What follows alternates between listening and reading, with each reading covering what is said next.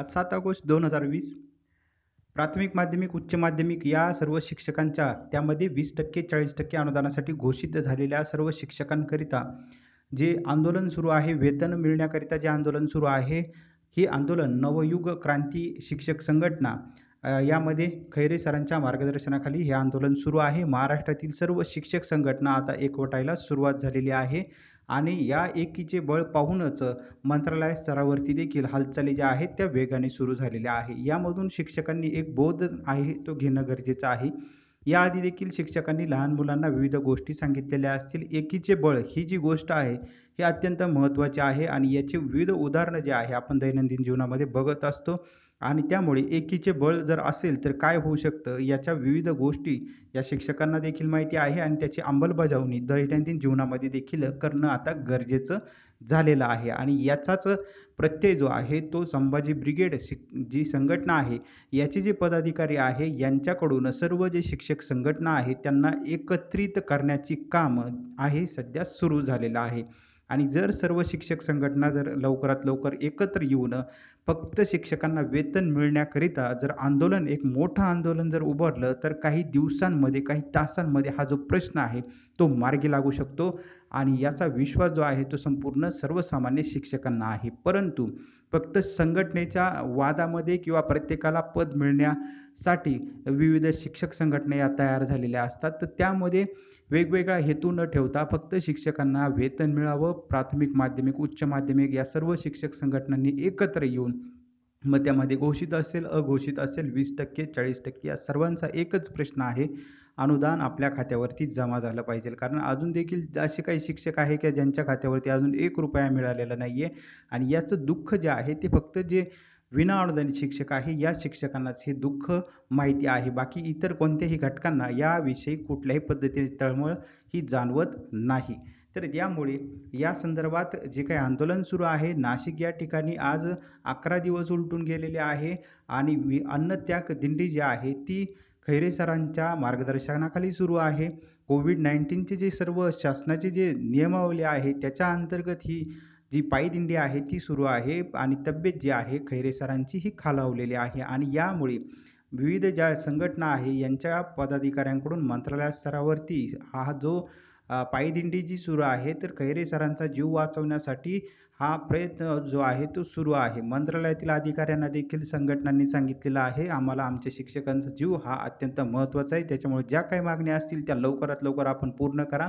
एकतर याच्यामध्ये याआधी देखील दिरंगाई ही झालेली आहे आणि या दिरंगाईला कारणीभूत कोण याचं सर्व चित्र जे आहे ते महाराष्ट्रातील सर्व शिक्षकांसमोर हे आता आलेलं आहे आणि त्यामुळे कोणामुळं दिरंगाई होत आहे हे देखील आता शिक्षकांना समजलेलं आहे. तर यामुळे शासन निर्णय जो आहे तो लवकरात लवकर निर्गमित करावं. कारण याआधी देखील नाईक सरांच्या मार्गदर्शनाखाली काही दिवसांपूर्वी उपोषण झालेलं होतं. 8 दिवस होऊन सुद्धा काही जे मंत्रालयातील कॅबिनेट दर्जाचे मंत्री महोदय असतात यांच्याकडून विचारपूस जी आहे ती शिक्षकांची केली जात नसते आणि त्यामुळे शिक्षक वर्गामध्ये प्रचंड असंतोष जो आहे तो या व्यवस्थेविषयी निर्माण झालेला आहे. कोणत्याही व्यक्तिदोषामधून नाही तर ही जी काही सर्व व्यवस्था आहे ही व्यवस्था अत्यंत मरगळलेल्या अवस्थेमध्ये आहे आणि याला कुठंतरी लवकरात लवकर ही मरगळ जी आहे ती कमी होऊन लवकरात लवकर अत्यंत कमी दिवसामध्ये याचा जो काही प्रचलित नुसार शासन निर्णय हा निर्गमित झाला पाहिजे. याकरता आता सर्व शिक्षक संघटना एकत्र होणार का? हा मात्र अजून देखील प्रश्न जो आहे तो अनुत्तरितच आहे. या श्रेयवादाची जी काही लढाई आहे, मी मोठा, तू मोठा, हे कुठेतरी बाजूला ठेवून आपलं जे वेतन आहे हे मिळवण्याकरिता सर्व शिक्षक एकत्र येणार का? शिक्षक एकत्र आहे पण संघटनेचे जे काही पदाधिकारी असतात मग या आपल्याला पद परत राहणार नाही अशी शिक्षक संघटनेच्या पदाधिकाऱ्यांच्या मनामध्ये भीती आहे का? आपलं पोस्टरवरती फोटो येणार नाही का? असं शिक्षकांच्या मनामध्ये प्रश्न आहे का? तर असे अनुत्तरित जे प्रश्न आहे त्यावरती कुठेतरी लवकरात लवकर निर्णय होऊन कृती होणं अत्यंत गरजेचं आहे. तर याविषयीच जेव्हा आज नाशिकमधून शिक्षक जी संघटना आहे यामध्ये खैरे सरांच्या संघटनेअंतर्गत जे आता पायदिंडी आंदोलन सुरू आहे त्याला सर्व शिक्षक संघटनांनी पाठिंबा दर्शवलेला आहे. सर्व शिक्षक जे आहे ते दिंडीमध्ये सहभागी होत आहे आणि शिक्षकांची तब्येत देखील खालवायला सुरुवात झालेली आहे. तर आज जी काही पाठपुरावा जो आहे तो मंत्रालय स्तरावरती झालेला होता. तर माननीय प्राध्यापिका वर्षाताई गायकवाड शालेय शिक्षण मंत्री या शिक्षण मंत्री जे आहे ते शिक्षकांकरिता अत्यंत महत्त्वाचा जो रोल आहे ते बजावत आहे. आणि आत्तापासून जेव्हापासून महाआघाडी सरकार आलेलं आहे तर शिक्षण मंत्री शिक्षकांविषयी अत्यंत पॉझिटिव्ह आहे. आत्तापर्यंत असे शिक्षण मंत्री या झालेल्या नाही आहे. शिक्षकांचा विचार करण्याच्या दृष्टीने ताईंचा जो आहे तो प्रयत्न असतो. परंतु यामध्ये इतर जे खाते या शिक्षण खात्याच्या संदर्भात इतर जे संबंधित खाते आहे मात्र त्यांच्याकडून कुठल्याही पद्धतीने समन्वय जो आहे तो झालेला पाहायला भेटत नाही. सर्व शिक्षक याला साक्षीदार आहे. सर्वांसमोर ही जी माहिती आहे ती आता समोर येत आहे. कारण पैसा द्यायचा शिक्षकांच्या खात्यावर जी पैसा जमा करायचा आहे, वेतन जमा करायचं तर त्यामुळे ते महत्त्वाचं जे खातं आहे अर्थाच्या संबंधित या खात्याकडून लवकरात लवकर ज्या काही अटी-अडचणी असतील त्या पूर्तता झाली पाहिजे आणि यामध्ये ती जर पूर्तता लवकर झाली तर शिक्षकांच्या खात्यामध्ये लवकरात लवकर वेतन जमा होईल. हा अत्यंत साधा आणि सोपा मार्ग आहे. परंतु गेले कित्येक महिन्यांपासून जी फाईल आहे ती जे काही सचिव आहे मित्तल साहेब यांच्याकडे पडून होती आणि त्या संदर्भात याआधी देखील शालेय शिक्षण मंत्री प्राध्यापिका वर्षाताई गायकवाड यांनी एक पत्र निर्गमित करून ही नाराजी जी आहे ती देखील बोलवून दाखवलेली होती लवकरात लवकर. कारण 1 महिना होऊन सुद्धा ती फाईल जी आहे ती आलेली नव्हती आणि यानंतर पुन्हा विविध ज्या घडामोडी ज्या आहेत त्या झालेल्या होत्या आणि यामध्ये शिक्षकांना वेतन देण्यासंदर्भात काही कॅबिनेट दर्जाच्या मंत्र्यांकडून सांगण्यात आलेलं होतं. कोरोनाचं कारण, आर्थिक परिस्थितीचं कारण देखील पुढं करण्यात आलेलं होतं.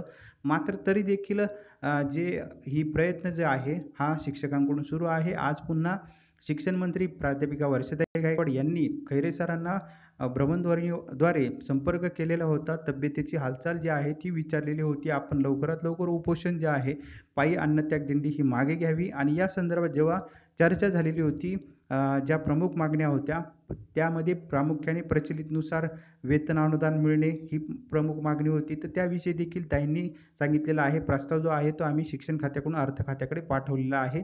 त्याला जेव्हा लवकरात लवकर मंजुरी मिळाल्यानंतर आम्ही लगेच शासन निर्णय जो आहे तो लवकरात लवकर निर्गमित करू. त्यामुळे अडचण जी आहे ती सर्वांना माहिती आहे अडचण कोणत्या खात्यापाशी आहे.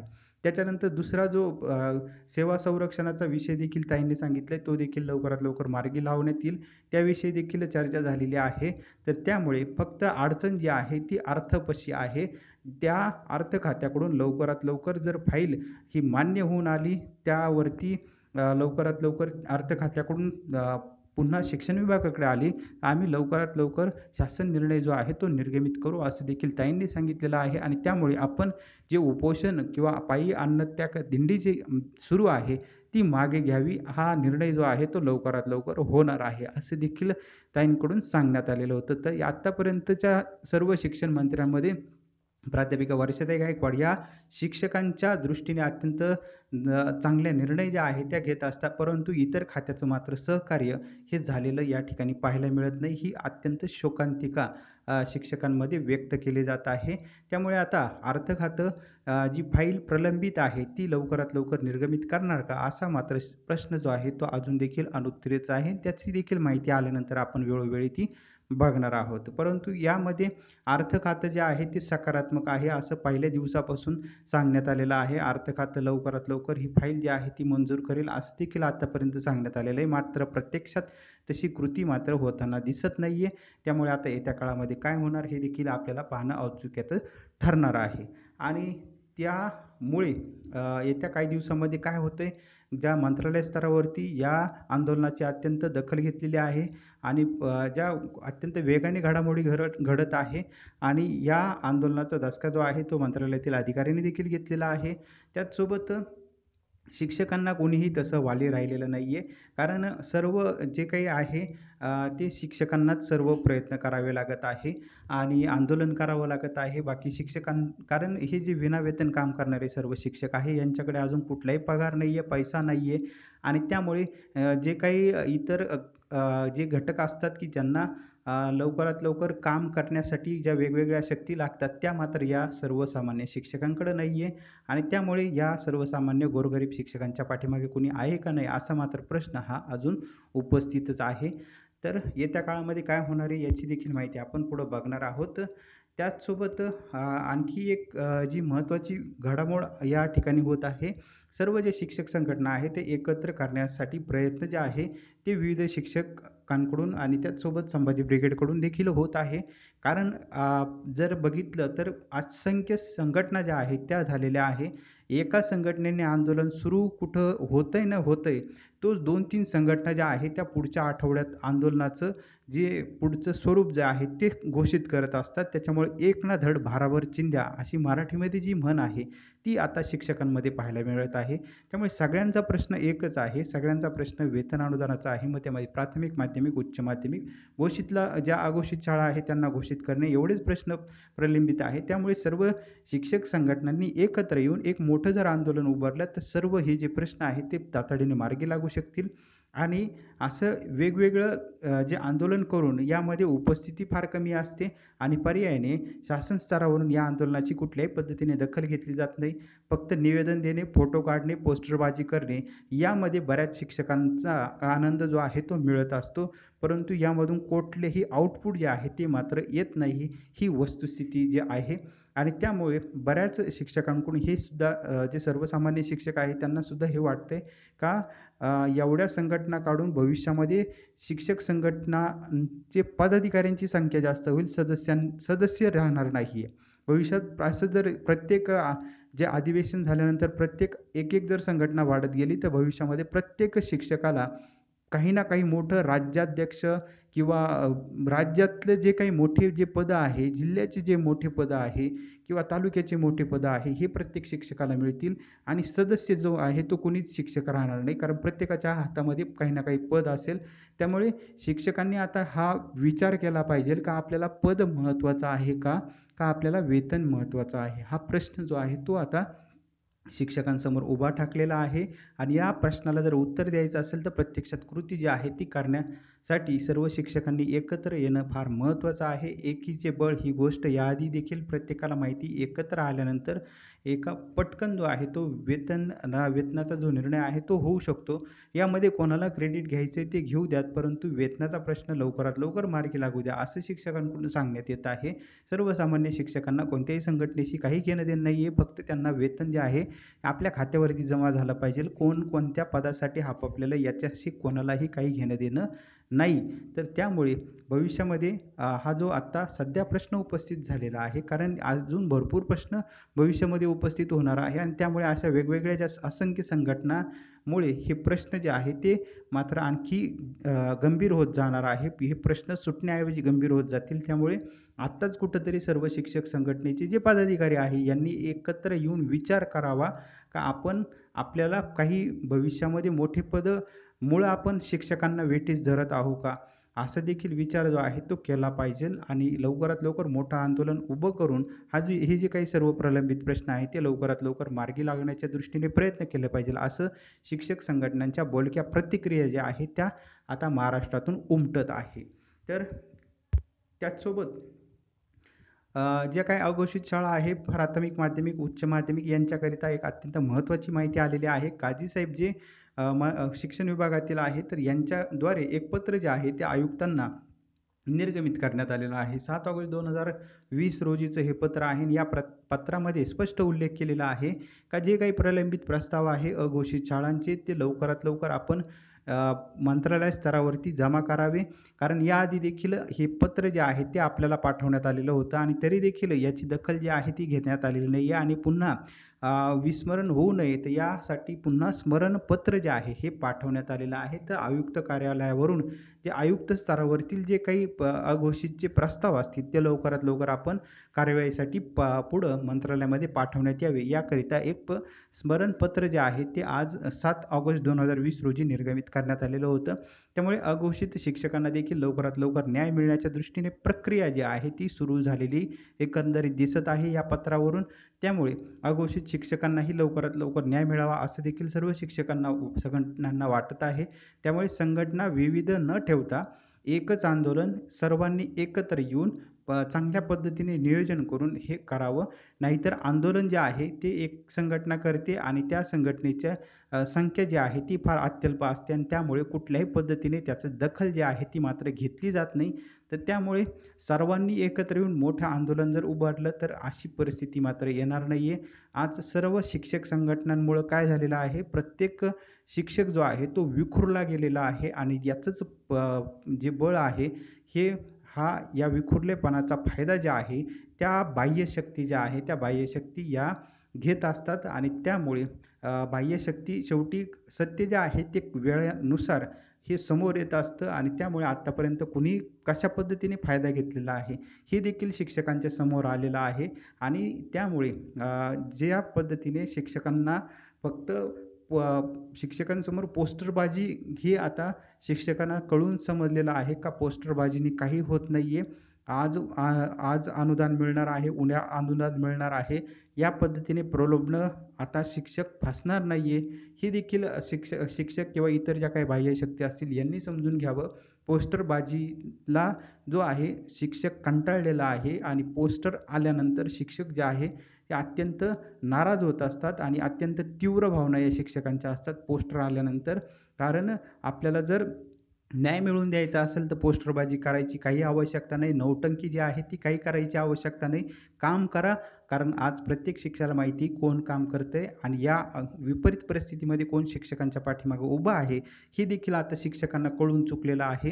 कोण आपल्यासोबत आहे आणि कोण आपल्या कामामध्ये आडकाठी आणू शकतं किंवा आणत आहे असे जे काही प्रश्न आहे आणि त्यांचे उत्तर देखील आता शिक्षकांना समजून चुकलेले आहे. वेळेनुसार हे सर्व उत्तर जे आहे ते शिक्षकांना मिळालेले आहे आणि त्यामुळे कुणीही काही कशा पद्धतीने पोस्टरबाजी आता भविष्यामध्ये जरी झाली तर त्याला शिक्षक जे आहेत ते कुठल्याही पद्धतीने बळी पडणार नाही. याचं भरपूर अशी उदाहरणं आता समोर येत आहे. तर पोस्टरबाजीला शिक्षकांमधून प्रचंड विरोध जो आहे तो होत असतो. फक्त शिक्षक जे आहे ते बोलून दाखवत नसतात. तर पोस्टरबाजी विरोधात तीव्र संताप जो आहे शिक्षकांच्या मनामध्ये आहे, तीव्र रोष हा शिक्षकांच्या मनामध्ये आहे. त्यामुळे उद्या होईल, परवा होईल असं जर कुणी आता जे प्रलोभनं देत असतील तर त्याचा मात्र पॉझिटिव्ह इफेक्ट होण्याऐवजी निगेटिव्ह इफेक्ट जो आहे तो मात्र होणार आहे. त्याच्यामुळे जो आज कृती करणार, न बोलता क्रेडिट न घेता जो कृती करणार शिक्षक त्याच्या मागे उभं राहणार अशी सध्याची परिस्थिती ही शिक्षक क्षेत्रामध्ये पाहायला मिळत आहे. आणि त्यामुळे कोणतेही जे काही वरिष्ठ कॅबिनेट दर्जा असेल किंवा इतर मंत्री महोदयांचे फोटो वगैरे शिक्षक जे लावून फिरत असतात तर त्याला देखील शिक्षकांमध्ये प्रचंड रोष आहे. फक्त कुणीतरी सांगतं की आम्ही करणार आहोत.